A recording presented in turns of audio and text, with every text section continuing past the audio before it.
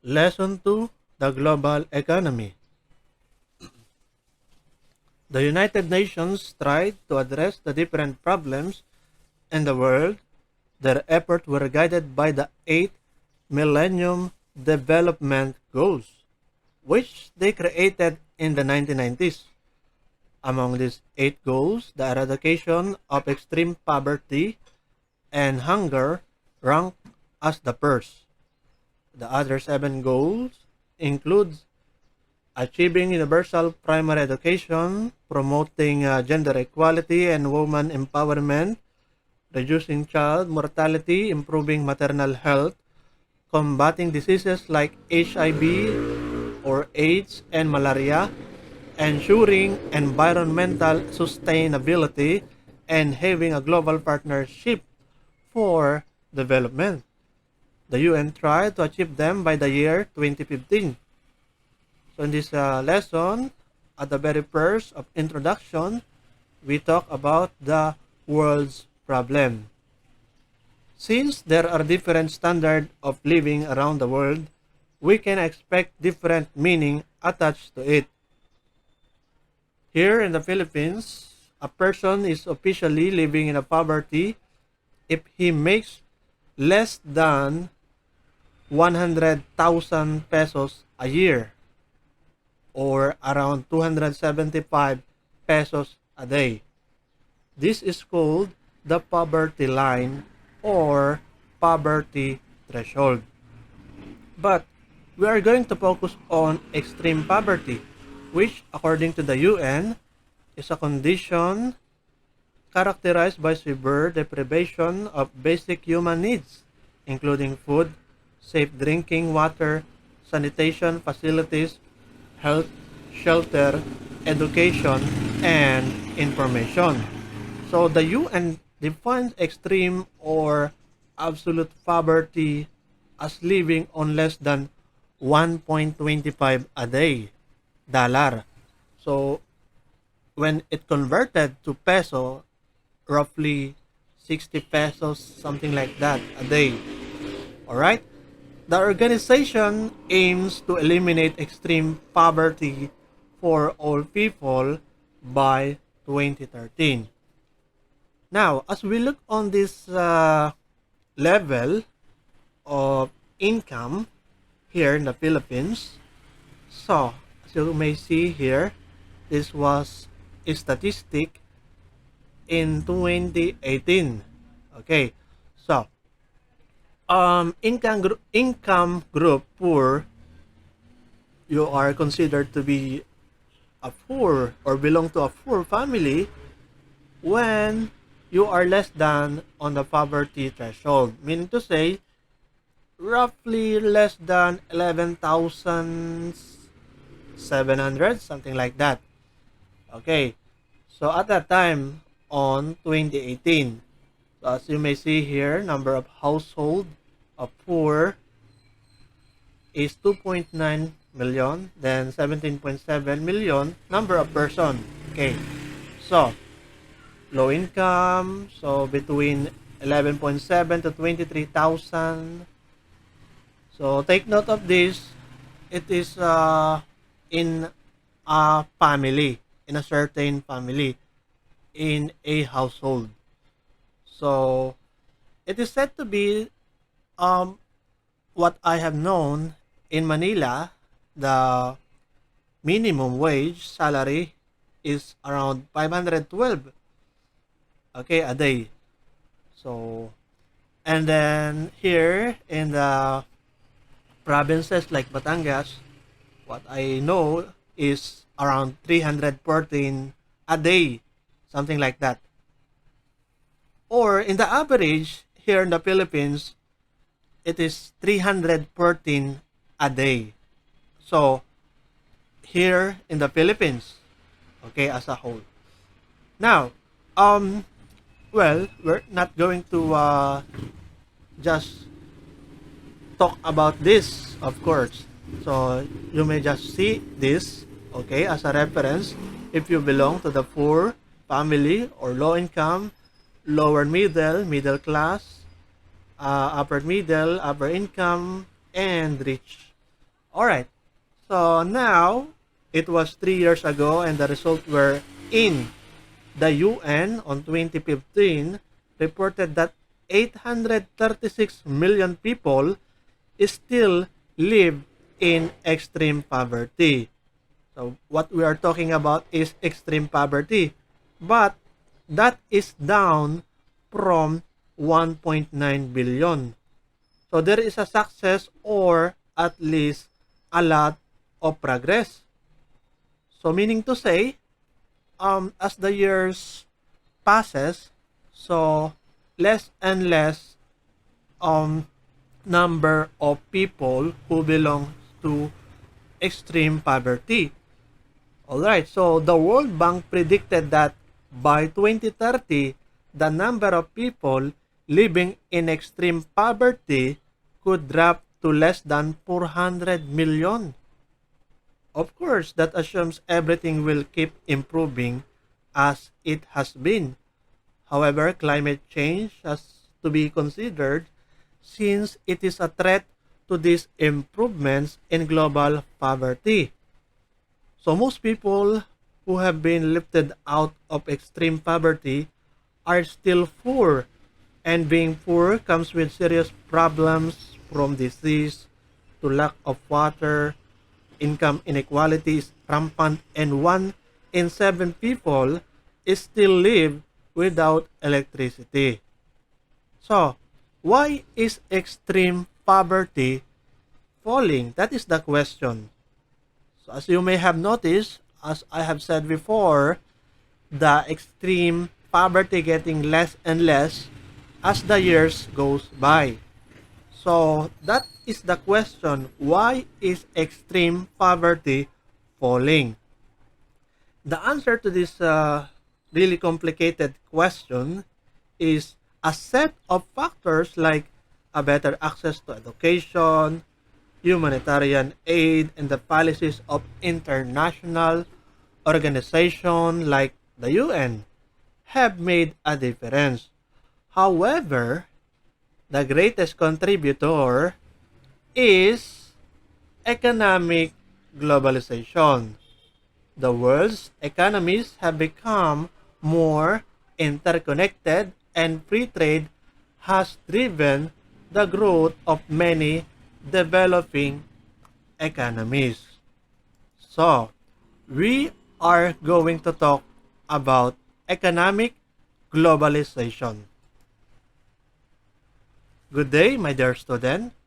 So, on this lesson, the global economy. So, we are going to talk, of course, about economic globalization. Alright? So, what is economic globalization? The global economy. Economic globalization refers to the increasing interdependence of world economies as a result of the growing scale of cross-border trade of commodities and services, flow of international capital, and wide and rapid spread of technologies. So, as you may have noticed here, increasing interdependence of world economies comes from the word globalization. Interdependence of world plus economies. That is why economic globalization. Now, we're going to focus, of course, about that economic globalization. So, next, according to the International Monetary Fund, economic globalization is a historical process, the result of human innovation and technological progress. It refers to the increasing integration of economies around the world. So, integration of economies around the world. Um, the countries around the world, so they are getting being more integrated, okay, unified, as you may have call it. So in terms of economy, so that is why it is been called economic globalization. But as you may have noticed also here, It refers to the increasing integration of economies around the world, particularly through the movement of goods. Okay, movement of goods, services, and capital across borders. It also refers to the movement of people and knowledge across international border. So later on, we're going to be more clear about discussing this particular topic, economic globalization. So now, we're just having to read its definition. Okay, in economic terms, globalization is nothing but a process making the world economy an organic system. Okay, from the word organic system, it is like a plant. Okay, so para siyang halaman na buhay. Di ba kapag ka buhay, okay, yung isang halaman, so tumutubo siya. Whereas kapag kapatay siya, syempre naman, okay, so hindi siya nagpa-progress or hindi siya nagde-develop. The same as in our economics, okay, in economic terms, okay? So, globalization is nothing but a process making the world economy an organic system by extending transnational economic processes and economic relation to more and more countries. Okay. So later on, we're going to talk about transnational para mas maging malinaw sa inyo ang ibig sabihin ng transnational.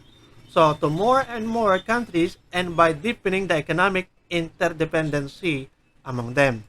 All right. Now, two major driving forces for economic globalization. So number one, the rapid growing of information in all types of productive activities. Okay, it talks about technology. Okay, the rapid growing of information or the knowledge.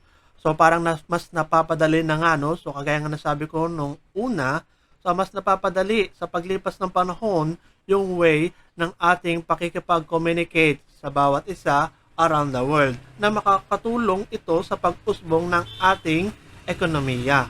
Okay? So sa buong mundo.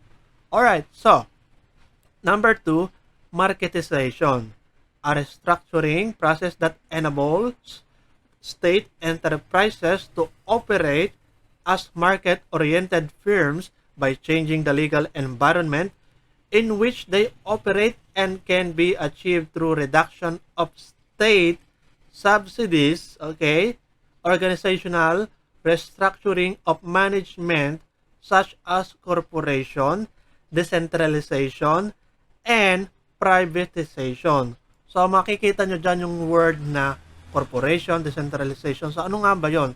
So, kapag sinabi natin corporation, it refers to a restructuring of government and public organization into their administration. So, meaning, transforming state asset, government agency, or municipal organization into corporation. Okay? So, ganon pag sinabing corporatization. Okay? So, ayan.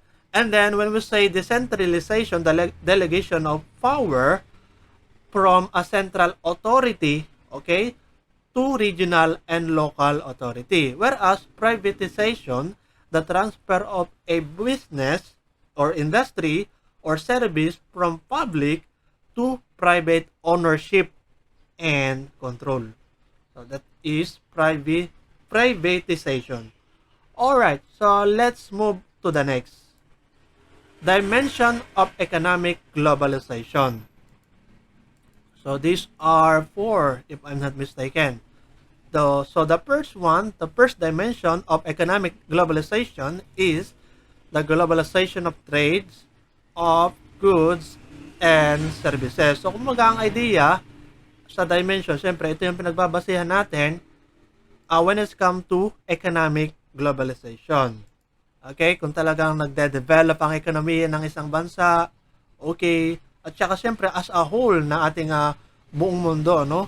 Kaya nga, economic globalization. Okay? So, Number two, the globalization of financial and capital markets. Okay. The next, the globalization of technology and communication. So, yun ang pinaka-common actually, yung technology and communication. Okay, yung dimension na yan, ano? Next, the globalization of production. Kasi without technology and communication, so walang globalization. Okay, so ayan. Now, differences between economic globalization from internalization. Ano nga ba ang pagkakaiba ng dalawa? Bagaman, sige, bigyan natin ito ng pansin, ano? Economic globalization is a functional integration between internationally dispersed activities, which means that it is a qualitative transformation rather than a quantitative change, while internalization is an extension of economic activities between internationally dispersed activity. So, himayin natin, ano? Ibig sabihin nito. So, economic globalization. So, nakalagay dito, is a functional integration between internationally dispersed activities, which mean that it is a qualitative transformation. So, take note of that. Qualitative, hindi quantitative. So, kumbaga, mas maraming mga interaction between the country. And that is why qualitative siya. In a way na mas nakakagain siya ng iba't ibang mga ideas, ng mga goods and services, ng mga trades, okay, mga ganon, at kung ano-ano pa, no, with regards to economy. So, coming from other country. Kaya sinasabi siyang qualitative transformation, yung economic globalization, rather than a quantitative change. Okay. While internationalization, okay, is an extension of economic activities between internationally dispersed activities. Okay. So, comes from the word international, ano? Extension of economic activities between internationally dispersed activities. Okay. So, next, economic globalization produces its own major players in the form of transnational corporation. So, ngayon, ano ba kapag sinabi nating transnational corporation? Okay. So, or TNCs, the main driving force of economic globalization of the last 100 years, or roughly 2/3 of world export. Transnational corporation, otherwise known as multinational, okay, is a corporation that has a home base, but it is registered, operates, and has asset or other facilities in at least one country at one time. So, kapag sinabi nating transnational corporation, ito yung parang ang dating, so isang kumpanya lang siya pero nag-a-appear siya sa iba't ibang bansa. Okay, isa lang may nagmamay-ari kumbaga, no? So, ganun ang idea ng transnational corporation. Sige, to give you a clear example of this transnational corporation, so, ariyan, ano? Transnational corporation yan, yung McDo, Google, Coca-Cola, Amazon. So, hindi naman lingid sa ating kaalaman na ito ay nakikita natin, ano, kahit nasa ibang place tayo. Facebook, okay, yan. Ways of communication, ano? So, ayan, nagkalat sa iba't ibang mga bansa. Yan, mga yan, ano? Example yang ng transnational corporation. So, ano ba yung pagkakaiba ng dalawa? Actually, magkaiba yan, ano? Pero nakalagay dun sa ating presentation, parang dating magkapareha siya. But, to give you an idea, what is the difference between the two, multinational versus transnational, ang multinational companies daw own a home company and its subsidiaries. So, meaning, parang dating kasi nito ay sabihin na natin, okay, pagmamayari, okay, ito ay multinational, ano? Multinational, okay, pagmamayari ng, kumbaga, meron siyang mga kung ano-anong sabihin na nating tauhan. Okay, tauhan in a way na subsidiaries yung mga partner, kumbaga partner company. Okay, yung mga ganun ba ang ibig sabihin ng multinational companies. Okay, na lumalaganap din sa buong mundo, siyempre naman, kaya nga multinational, ano? So, whereas, itong transnational companies do not have subsidiaries o wala na itong mga kapartner kasi meron silang sariling brand. Okay, for example na lang, di ba, McDo. Okay, so wala silang subsidiaries na iba pa, no? But just many companies. Okay, when it's come to many companies, merong itinatayo sa iba't ibang mga bansa, iba't ibang mga lugar, ano, ng companies or sabihin na natin yun nga, for example, McDo, okay, mga ganon. So, ayan. Pero ang idea talaga, no, so wala silang mga ka-partner. Parang ganon ang idea. Yung ibang brand na ka-partner, syempre. Yun ang aking ibig sabihin, ano, sa transnational. Whereas ito, multinational, meron siya, no? Kaya sinasabing subsidiaries or subsidiaries. Okay. So, multinational companies have a centralized management system. Okay. Transnational companies do not have a centralized management system. So, multinational companies will face a barrier in decision making due to its centralized management system. Okay. So, the next, transnational companies are able to gain more interest in the local market since they maintain their own system. May sariling mundo itong transnational. Ano, may sarili kasing, kumbaga sarili nilang kumpanya yon eh. Okay? So, ganon. Now, let's move on to the next. The origin of economic globalization. In the 16th century, world system analysts identified the origin of modernity and globalization through long-distance trade in the 16th century. Okay, this best known example for archaic globalization is the Silk Road, which stated in which started in western China, reached the boundaries of the Persian Empire, and continued onwards toward Rome. So, parang malilito kayo. Ano ba yung sinasabi ditong Silk Road na ito, ano? So, well, kapag ka sinabing Silk Road, it was an ancient trade route that linked the Western world, okay, Western, with the Middle East and Asia. So, it was a major conduit for trade between the Roman Empire and China. So, okay, so major trade yan between Roman Empire and China during that time, ano? So, nung matagal na. And later between medieval European kingdoms and China. So, yun ibig sabihin ng Silk Road. So, ito kasi, Silk Road, yun nga, ruta siya, no? Ruta siya na pinagdadaanan para sa mga transaction, about sa mga goods and services, okay, para mapadali, mapaigting, okay. So, Silk Road, China, okay, reached the boundaries, okay, towards Rome to, no? During that time. So, sa ngayon, wala na yata daw itong ganito, no? Silk Road. So, ito ay nangyari, ano? Nung nakalipas na 16th century. Yan ang sinasabi dyan, ano? So, ito, connected din daw siya sa Asia, Africa, and Europe. Now, in the 17th and 18th century, global economy exists only in trade and exchange rather than production.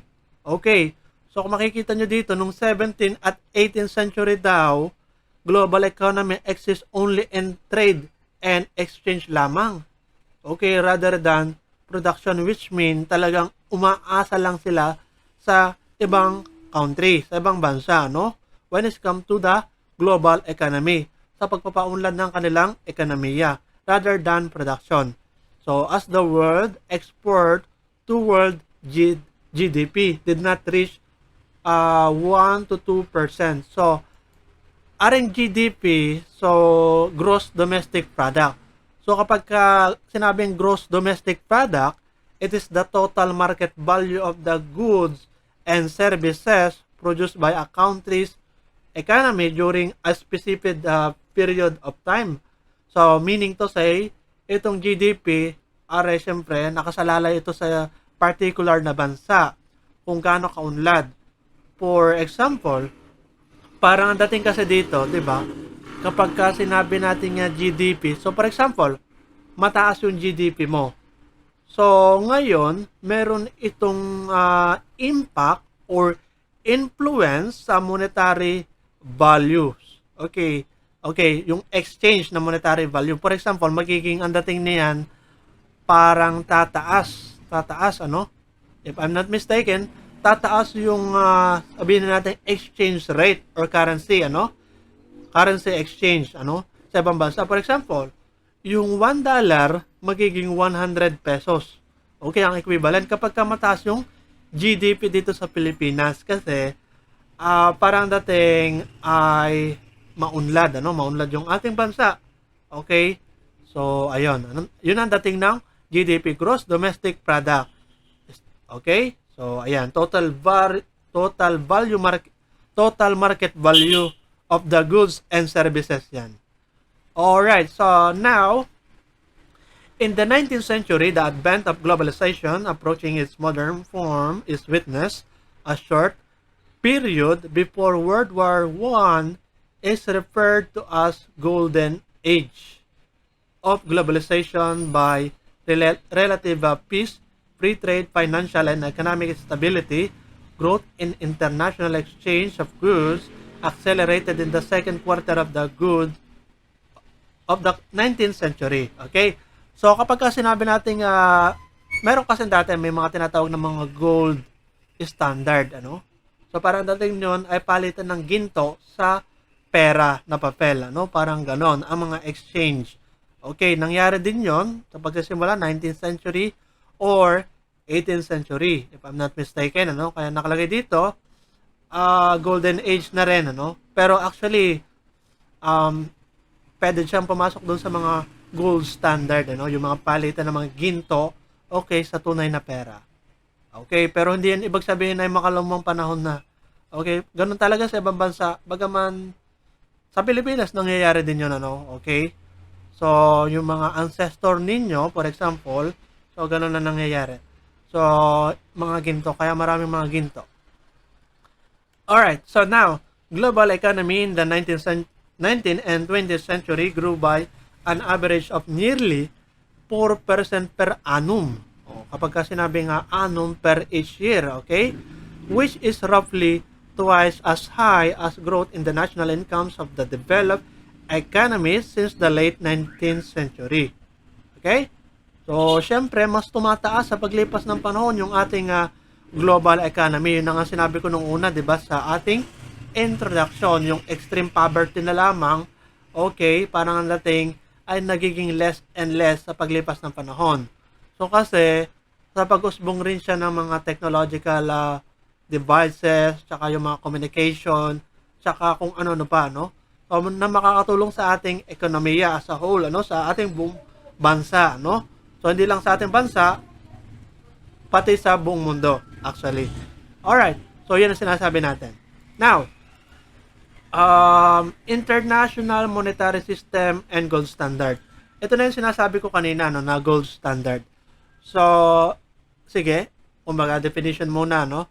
International Monetary System or IMS refers to a system that forms rules and a standard for facilitating international trade among the nation. Okay, so it is the global network of the government and financial institution that determine the exchange rate of different currency for international trade. So it is a governing body that set rules and regulation by which different nations exchange currency with each other. So, siyempre, International Monetary System, so it talks about yung mga currency exchange. So, nag-uusap-usap sila kung, yan kasi nakadepende rin sa ating economic system, ano? Yung exchanges of currency. Kagaya na sabi ko, yung GDP, ano? So, kung gaano kaunlad ng isang bansa. So, nakasalalay doon. So, pero ang dating nito, ano, sa International Monetary System, ano? So, global network siya of the government and financial institution that determine the exchange rate of different currency for international trade. So, syempre, concerned sila with regards to national currency exchange. Okay, mga ganun. So, international monetary system ang tawag. Now, gold standard is a system of banking a country currency with its gold reserve. Ito na yung sinasabi ko kanina, di ba, na parang ang dating, palitan mismo ng ginto sa tunay na pera, sa papel na pera, no? So, ganun. Ang ibig sabihin ng gold standard. So, nangyayari siya during 19th century, okay, yung mga ninuno nga, okay, ancestor natin, okay, mga ganun. So, such currency are freely convertible into gold at a fixed price and the country settles all its international trade transaction in gold. Okay, yun ang sinasabi natin na gold standard. Alright, sige, bilisan na natin. So, next, international trade and trade policy. So, nakalagay dito, international trade is the exchange of goods, services, and capital across national borders. International trade is the exchange of goods and services along international borders. So, kumbaga, madali naman siyang intindihin. International trades come from the word international at saka trade. Pinag-combine lang yung dalawa. Okay, exchange of goods or services along international borders. This type of trade allows for a greater competition and more competitive pricing in the market. Kaya nagkakaroon ng mga kompetensya, no? Kumbaga sa bawat bansa. Kung sino yung mga talagang productive or efficient na bansa when it comes to production of goods and services. Okay, nagkakaroon ng ganyan. So, ngayon, papasok tayo sa concept. Okay, ito concept.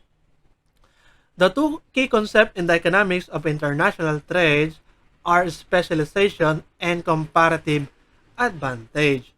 So, ito na, no? So, kapag ka daw sinabing comparative advantage, so long as the two countries have different relative efficiency. Kumbaga, from the word itself, comparative.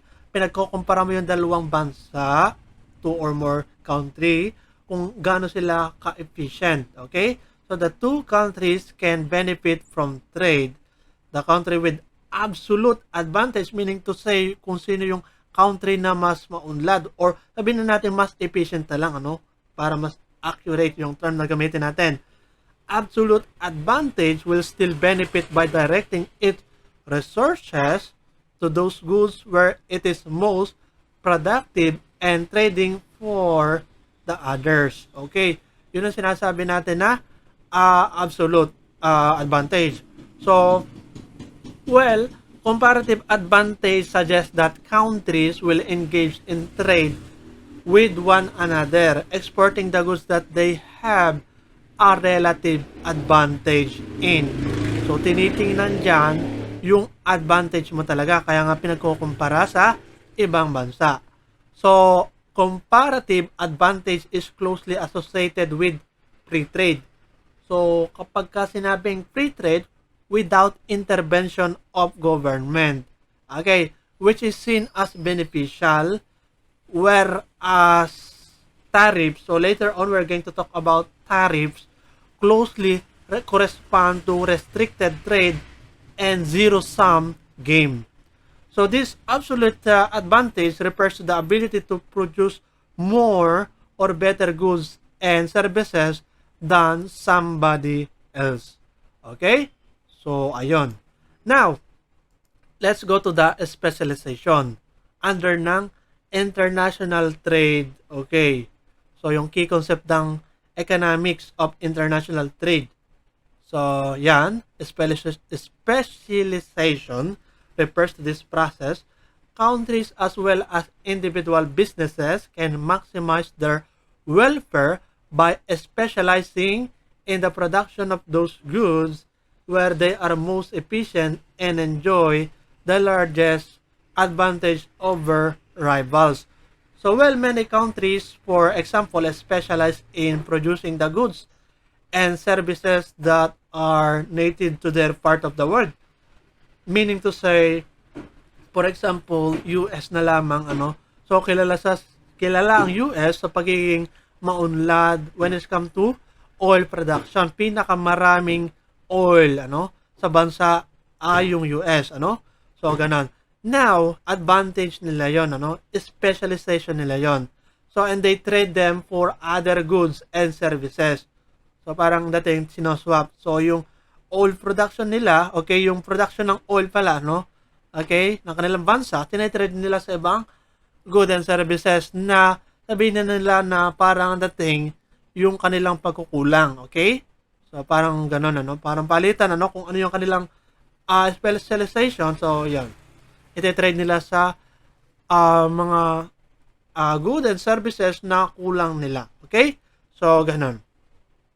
Specialization in business involves focusing on one product or a limited scope of product so as to become more efficient. So, yun ang sinasabi natin na specialization. Alright. So, let's move on to the trade policies. Okay. So, nakalagay dito, ano? Trade policies. So, under pa rin siya ng international trade, ano? So, of course, from the word itself, ano? Trade policies, yung policies sa trades. Okay. On the other hand, refers to the regulation and agreements of foreign countries. It defines the standard goals, rules, and regulations that pertain to trade relation between countries. So, each country has become specific policies. Siyempre naman, ano, may kanya-kanya tayong policies, okay, sa different country, kung ano yung kanilang paraan ng pagtitrade. Okay, yung iba kasing country talagang mahigpit, ano, when it comes to trading. Or, wala silang tinatawag na free trade. For example na lang, no, to give you an example. So, sige, basahin muna natin ang buo. Each country has specific policies formulated by its official. So, for example, ang Hong Kong is said to be the freest economy in the world. So, yun ang sinasabi, di ba? Yung Hong Kong. Whereas, yung North Korea, okay, is said to be the parang wala talaga, no? Wala talagang tawag dito, no economic system na sinasabi. Countries have virtually no economy. Okay, yung North Korea. So, kaya kung mapapansin nyo, kapag pumunta kayo North Korea, so talagang para daw ang dating nun ay prison. Parang lahat na lang kontrolado ng gobyerno. Hindi ka makakagalaw ng maayos. Kaya tinatawag natin yung, yun nga, kinokonekta natin yung free trade, di ba? Okay? Whereas, parang dating nga ay walang intervention ng gobyerno. So, actually, ang North Korea pinakamahigpit. Isa sa pinakamahigpit talaga, no, na bansa sa buong mundo. Okay, para ka talagang prison doon, ano. So, actually, meron ako napanood na documentary. Para may kwento ko lang, ano, to give you a background of North Korea is. So, siyempre, dahil sobrang higpit, parang dating, hindi inaalaw ng gobyerno doon, ano, ang paglabas ng bansa. Okay, so talaga, oo, hindi inaalaw. So, may napanood ako ng documentary, real life story. So, merong tao na gusto mag-exit, ano, sa bansang yun, North Korea. So, palampas siya sa South Korea, no? So, next ay South Korea, if I'm not mistaken. So, well, ang nangyari, syempre, mga gwardiya doon talagang mahigpit, ano? So, maaari kang patayin kapag umalis ka ng country. So, tunay yun, ano? So, sa paglipas ng panahon, mas lalong humigpit ng humigpit at mas lalong umuunti yung mga tao na nakakalabas ng bansa, ano? So, yan, pinamumunuan ni Kim Jong-un, if I'm not mistaken. So, kumbaga, yan nga, binigyan ko lang kayo ng konting background about sa North Korea. So, parang dating doon sa akin napanood ng istorya, okay? So, yung isang lalaki, ngayon, nag-coach siya, then palabas ng bansa, talagang napakalakas ng kanyang loob. Then, palabas ng North Korea, no? Ng area ng North Korea. Ngayon, hinabol siya, siyempre, ng mga official, ano? So, ang daming official na naghahabol sa kanya. So, hanggang sa paglabas niya, for example, ang nangyari sa kanya, 'di ba, paglabas niya ng kotse, medyo malapit na siya, no, sa South Korea. Then, nung lumabas siya ng kotse, siyempre, nakaabang yung mga, nakapaligid sa kanya yung mga official ng North Korea. Okay? Then, habol-habol siya, pero nakakalpas siya, naka-escape siya. So, ganun na nangyari. Pero ang nangyari, binaril siya. Okay, sugatan siya. Pero alam nyo, ito ang surprising na nangyari. Nakaabot siya sa border ng South Korea. And then, medyo critical siya, no? Anong nangyari ganito pa? Surprisingly, tinulungan siya ng mga South Korean, 'di ba? May border na pinag-uusapan doon, ano, kapag ka lumampas ka. So illegal 'yon syempre sa bawat country. Ngayon nakalampas itong lalaking ito. Syempre ano. So and then sugatan siya, may tama ng mga baril actually, mga ano, kasi hindi lang isa. Tapos ginamot siya, merong actual footage noon, ano. Ginagamot siya ng mga South Korean, ano, nung ilan. Kumbaga, so, na nasa border na yon na malapit. So, parang gano'n na nangyari. And then, nabuhay siya. So, parang gano'n na nangyari. So, talaga napakahigpit sa North Korean, ano? So, buti hindi tayo nabuhay sa North Korea. Alright, so anyway, moving on or going back sa ating sinasabi dito. So, napapa-storya tayo. Alright. Now, trade policy, ano? So, yun na nga. So, with regards to sa mga policies sa pagte-trade. Siyempre naman, ano, it depends standard codes, rules, and regulation that pertain to trade relation between country. Pero mga specific na policy bawat country. Okay? So, ngayon, papasok tayo dun sa tinatawag natin na yun nga, focuses of trade policy in international trade. Okay. There are two different types of economies associated with economic globalization. So these are protectionism and trade liberalization. So, okay, so we're going to focus more about that. Well, while economic globalization has been expanding since the emergence of transnational trade, so it has grown at an increased rate due to an increase in communication and technological advances under the framework of General Agreement on Tariffs and Trade and World Trade Organization, which made countries gradually cut down trade barriers and open up their accounts and capital accounts. Okay. So, ayun. Now, dito sa tinatawag natin na protectionism and trade liberalization. So, una, nakalagay dito, no? Protectionism means a policy of a system, government, intervention in foreign trade with the objective of encouraging domestic production. Kumbaga, from the word itself, protectionism, protection, para maprotektahan yung economic system ng isang bansa. Okay, parang mas sabihin na natin, mas mag-focus ka sa kung ano yung ekonomiya ng iyong bansa. Na huwag ka nang lumayo, huwag ka nang mag-ibang bansa. So, parang ganun ang idea ng protectionism. Alright? So, this encouragement involves giving preferential treatment to domestic producers and discriminating against foreign competitors. Okay, meaning to say, talagang, for example na lamang, syempre naman, di ba may mga nakakapasok na mga, for example, Chinese sa ating bansa, at dito sila nagbi-business. Pero, kagaya nga nasabi ko, mas binibigyan ng prioritize, ano, yung mga tao natin, ano, yung mga Pilipino mismo, ano, when it comes to mga businesses. Siyempre naman, ano, yun talagang pinaka-policy ng bawat bansa. So, bago muna yung iba, siyempre, Pilipino muna. Okay? So, ganun ang parang implementation. Now, dito sa protectionism, comes in the form of quota and tariffs. So, di ba kapag ka sinabi nating quota, so, ano nga ba kapag ka sinabi nating quota, parang ang dating niyan ay may certain amount of goods and services na nakalaan, ano, para doon. Parang ganun ang idea, if I'm not mistaken, ano, kapag ka sinabi nating quota. Now, let's move on to the tariffs. So, nakalagay dito, ano nga ba kapag ka sinabi nating tariffs? So, these are taxes or duties paid for a particular class of imports or exports, imposing taxes on imported and exported goods is a right of every country. So, yun ang sinasabi nating tariffs. So, ngayon, para to give you a more clear example of tariffs, kung ano ba talaga ang sinasabi nating tariffs, kung babalikan natin yung sinasabi natin mga types of justice, under siya ng, if I'm not mistaken, commutative justice.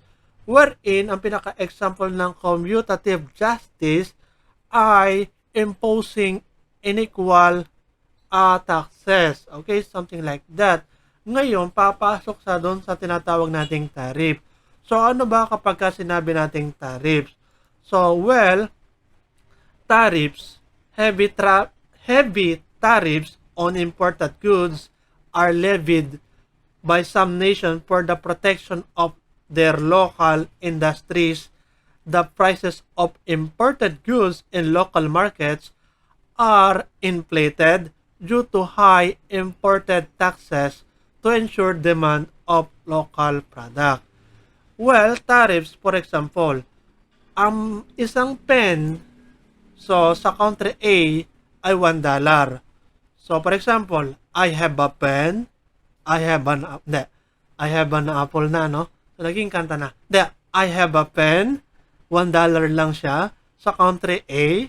So, ngayon, now, sa country B, ay nilalagyan ng tariffs na $5.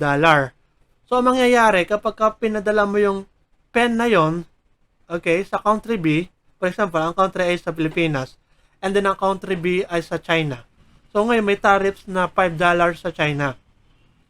Meaning to say, kapag dumating yung pencil na ito, okay, dito mula sa Pilipinas, na $1, okay, or sabihin na natin na 50 pesos, at dumating ito sa country B na China, ay magiging $6 ito.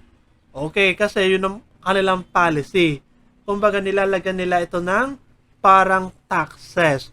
Ngayon, mapapaisip ka, related siya dun sa mga delivery charge. Pwede siyang pumasok dun sa mga ganun din, ano? Sa mga delivery charge, yung tariff na sinasabi natin.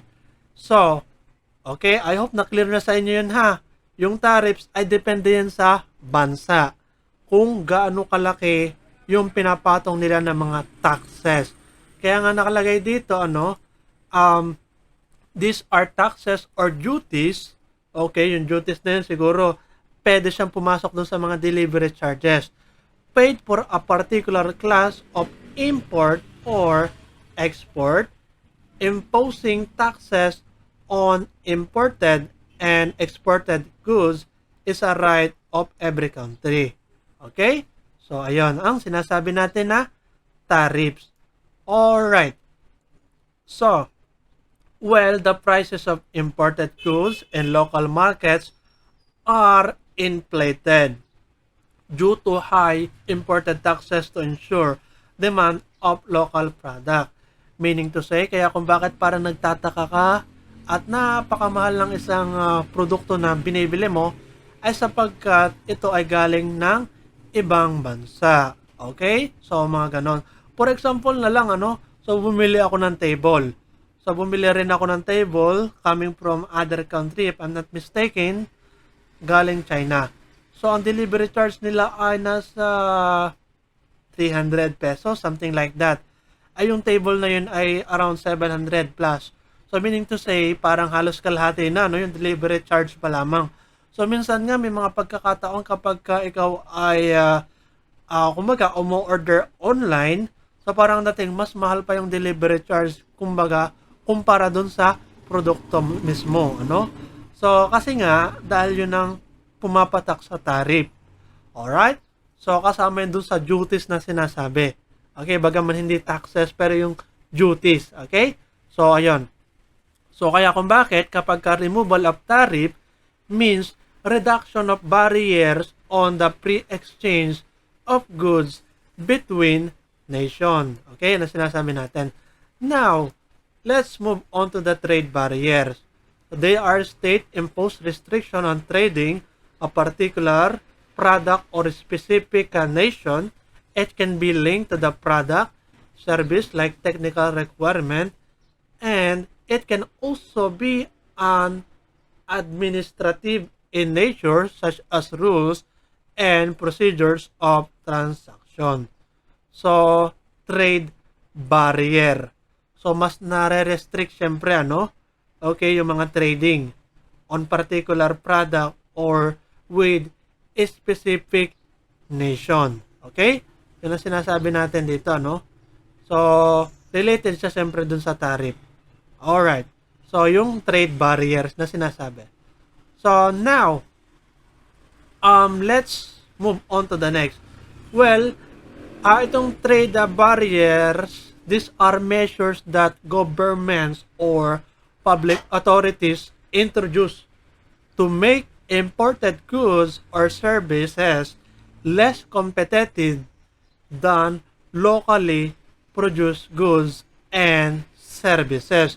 So, ang example ng mga trade barriers, yun na nga, tariffs, duties, subsidies, quotas, okay, those are the most common trade barriers. So, part ng trade barriers, yung tinatawag natin na tariff, yung pagpapatong ng taxes or duties. So, inuulit ko, these are measures that governments or public authorities introduce to make imported. So, di ba, kapag sinabi natin imported, coming from other country na napapunta sa ating country na binili natin. Whereas exported, coming sa ating country na pumunta sa ibang country. So, introduced to make imported goods or services less competitive than locally produced goods and services. Okay? So, yun ang sinasabi natin sa trade barriers. Now, safety. So, part pa rin sa nung international trade na sinasabi, So, from the word itself, safety, this ensure that imported product in the countries are of high quality. So, yung mga quality management or ISO, if I'm not mistaken, So, parang ganun ang idea. So, ina-inspect nila yung mga product na pinapadala ng isang bansa or ng isang company or ng isang samahan, organization, kung ano man. So, ganyan. Inspection regulation laid down by public official ensure the safety and quality standards of imported products. Okay, syempre, So, bago siya lumabas ng ibang bansa, chinecheck muna, isa-isa. So, part siya ng trade policy, Itong safety na sinasabi natin. Alright. Now, ito naman, types naman ng trade policy. Una, nakalagay dito, National Trade Policy. Okay. So, National Trade Policy. So, ano ba kapag sinabi nating National Trade Policy? So, this safeguard the best interest of its trade and citizens. So, syempre naman, ito mismo yung trade and policy sa mismong country. Whereas, bilateral trade policy, under the trade agreement, the national trade policy of both the nation and their negotiation are considered while bilateral trade policy is being formulated. Meaning to say, syempre, from the word itself, bilateral comes from the word by o dalawa. To regulate the trade and business relation between two nations. Okay, this policy is formed. Kasi nga, dalawa eh. So, bilateral trade policy. Kung ano yung pinagkasunduan ng dalawang country. So, yan ang sinasabi natin na bilateral trade policy. Okay, so, ayun, So, next, international trade policy. So, this define the international trade policies under their charter like International Economic Organization, such as Organization for Economic Cooperation and Development, World Trade Organization. So, ang pinaka-common dito, syempre, yung World Trade Organization. So, we discussed this in our earlier lesson, So, yung World Trade Organization na, kumbaga, kinokontrol niya or pinamumunuan ito ng UN or United Nations. Na itong UN ay, syempre naman, so, pinamumunuan ng different country, different country. Maraming country siya, So, yan. World Trade Organization para magkasundo sila sa particular na kumbaga trading with regards to mga trading policies, okay? So, and then an International Monetary Fund or IMF, okay? The best interest of both developed and developing nations are upheld by the policy. So the best interests of both developed and developing nations are upheld by the policies, by this policy. So yan, types of trade and policies. So yan nagtatapos ang ating maikli or medyo maikli nating lesson with regards to the global economy. But actually, there are other kumbaga terms or part ng lesson na ito na hindi na natin pa diniscuss. So, kumbaga, I just provide you na lang ng notes or ng copy ng presentation na aking tinutukoy. Alright? So, yan. Yan nagtatapos ang ating lesson with regards to the global economy. I hope you learned something new from this lesson, from this particular lesson. So thank you for listening. God bless and have a nice day.